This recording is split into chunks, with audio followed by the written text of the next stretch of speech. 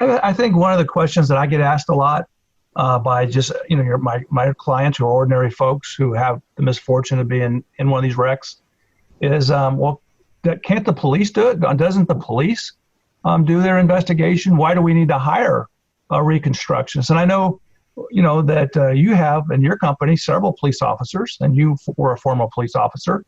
Can you explain maybe a little bit? I mean, and I know from my own experience that the resources of each police department vary greatly, but maybe you can share with, why is it that we need Reconstructionists, private Reconstructionists, in addition to what the police do? Certainly, and it really comes down to the resources that are available for the industry. You have some departments that believe working crashes and traffic safety is very important. And then you have other departments that, that's an insurance thing. Let the insurance guys worry about that. We'll go out there, see if there's a crime, take some pictures, clean off the roadway, and send people on their way. And it's anywhere in between. So as you said, I've got some former police officers and current police officers working with me that shed a lot of experience with what different departments have in different areas. We actually pro bono for many departments around the state will go do downloads for them. Ben Phelps with my office is known around the state with other departments, and he may get a call and say, hey, we have a truck that's involved in this crash. Can you come download it for us? And so he's got an arrangement with his department to where he'll assist other departments around the state to be able to do that. But there's not a lot of equipment out there at the public level. When you get into passenger vehicles and data downloads, you would think that just about every department should have the ability to do that. They don't. At the state level, you may have, I don't know what their current count is, but maybe a dozen kits or so around the state for the state police that they share between Reconstructionists to be able to image these vehicles. Unless it's something serious, the vehicles may never be imaged. When it comes to trucks, at current count, there is one license holder of software to be able to download Cummins and Detroit Diesel in the state of Indiana for law enforcement side of things with state police. So they don't get downloaded.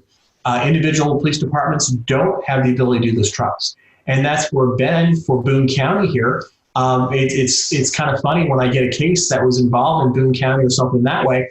I'm always happy because I know everything was documented superbly because their group does it. They use the drones, they use the ability to download the trucks, and they do a lot of this stuff. But that's really a rarity when it comes down to it. It really comes down to just training and resources available for them.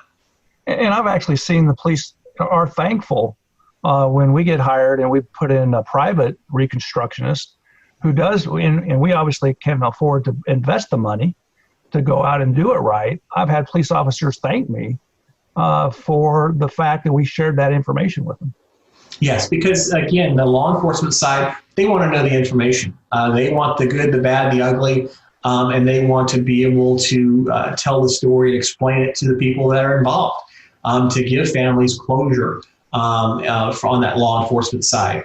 And it's very frustrating when you don't have the equipment, when you don't have the resources. So that's where, us helping out and doing that at our local and state level to be able to give them those resources to do that is very helpful. So let's assume that there's been a truck wreck and it's in a construction zone and it involves fatalities. And you get the phone call, regardless of who calls you. Kind of walk us through what does a Reconstructionist do? What does your team do? The first thing that we want to really do is document what evidence is still available to us out there. If we get the call on day one, we've got great information out there. We have all the skid marks. We have the gouge marks. We have the evidence on the roadway. We may even have the vehicles still present at the scene when we go out there. You're talking about construction zones. Your signage will still be there and everything else. So that would be, if you're calling day one. If you're calling day 30, you may not have that scene that way. So then what we'd end up doing is we do what's called a FOIA request. We send out a Freedom of Information Act request to the police departments to get whatever information they have so we can kind of rebuild that scene. So they may have taken some pictures but not measurements. or they may have taken a lot of things. Then we can go to that scene and with those pictures in hand, figure out here's how things were and then document it based upon that. But no matter when you really do this stuff, you have certain parameters that you want to document. You want to identify the issues associated with the scene. And they vary from case to case. There's not really a laundry list that you can say, you do this on every case or do that on every case. But you really have to go out there and see to be able to figure out what your issues are. In a construction zone case, we're looking at visibility. We're looking at conspicuity of signs. We're looking at sign placements and locations. And do they follow the manual of uniform traffic control devices? We're looking at the roadway itself. Is there any issue associated with the roadway that could contribute to it with roadway defects? You look at the vehicles. You look at the damage to the roadway caused by the vehicles and how they departed and came to their final rest positions. And then you gather all this information for analysis. And so you're trying to figure out and be able to answer those questions and put it back together. When you get into accident reconstruction, people kind of say, well, what does an accident reconstructionist do? What different things can they answer? And it really depends on the case. You may have a case where all you want to know is a truck going 55 miles per hour locked up its brakes, and how many feet did it take to get to a stop? Well, you're doing the math and physics and answering that question. Or you may get a situation where you're doing vehicle dynamics, and you want to show motion about it, how a vehicle is being used, and you're using a high-end simulation software to be able to show that dynamic motion. But all these analysis can only be completed if you have the underlying necessary data to do it. So we may get situations where something's gone, something's lost, there's no documentation. You can't help you. There's nothing we can do. We get cases all the time where somebody wants to have an answer of who came into somebody's lane. Well, I've got pictures of the vehicles. I can't even tell you what state it occurred in from the pictures of the vehicles, let alone whether someone came into somebody else's lane. Well, and I think, and you touched on it, but I mean, so, when I look at a construction site and a semi comes in and has hit multiple vehicles, I mean, and sometimes they'll say the cars were moving or whatever. If it's a newer vehicle, you can determine if there's multiple vehicles striking each other and airbags are going off. You're going to be able to tell, are you not, by downloading a mod from the module from the airbag of the car, whether it was going or how fast it was going. And you'll be able to tell from the truck how fast. And I don't think people understand that. People are shocked when I tell them, well, we can tell whether the car was moving or not. Tell us a little bit about, what information is available to you from the vehicles themselves. Certainly. So if we would go back, again, 20, 30 years on crashes, we didn't have anti-lock brakes. So we used to have all this tremendous amount of skid marks on the roadway because if somebody was braking hard, they were leaving a mark on the roadway. But then anti-lock brakes came in and we lost some of that evidence. But then we got a lot of information back when we had airbag modules because they gathered information related to the crash. They tell you how severe the crash is by the crash pulse. You have multiple airbag systems in your vehicle, so you have multiple sensors telling which direction the crash pulses are coming from and so forth. Then they also record what kind of information you have going on with the vehicle in the seconds before the crash. With passenger vehicles or with trucks, you may get the minutes that occurred before the crash.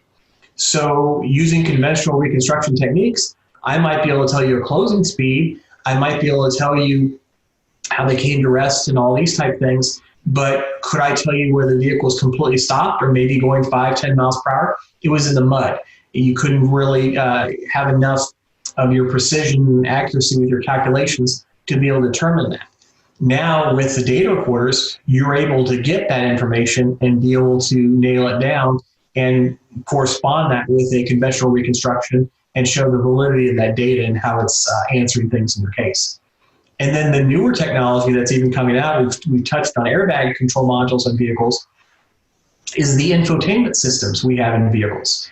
And that is very, very powerful information for us, especially when you get into situations of texting, situations of talking on the telephone, and even some of the travel history of vehicles. Some of these reports that I can get out of an infotainment system will be 700, 800 pages long. and have just a great deal of information that is helpful to the crash. And a lot of the other information may be helpful to the investigation of the parties involved. For a criminal case, we've talked about plaintiff side, defense side, but for a criminal case, you may have a situation to where you could have a contact list of everybody that's been involved in that person's phone. You may have texts that have gone on in the few minutes before something happened. That's all collected within that infotainment system.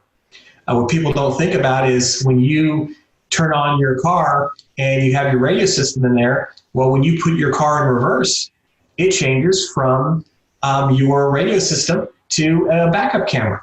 Well, those infotainment systems have to have information coming to them to say, hey, the vehicle's in reverse now. I need to change this camera. And when some of those vehicles do that, they record those events. So you may be able to find out that a person left their house by backing out of their driveway at 8:02 a.m. and then drove down the road for 6 minutes until they got to the crash. It's not a situation where they're fatigued because they just left home. Or you may get a situation where you may be able to find through those infotainment systems that you've had a driver on the road for 14, 15 hours before a crash takes place, whether in a passenger vehicle with the infotainment system or in a heavy truck with some of the engine control modules that you have in those vehicles.